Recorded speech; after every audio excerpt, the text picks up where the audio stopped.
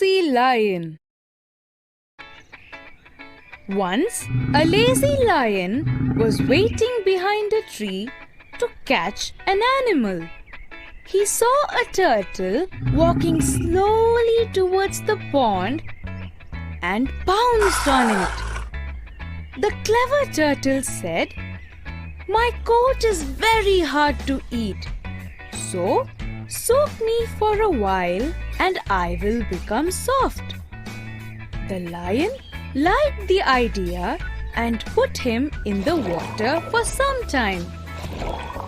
Every time the lion asked if he became soft, the turtle always said no.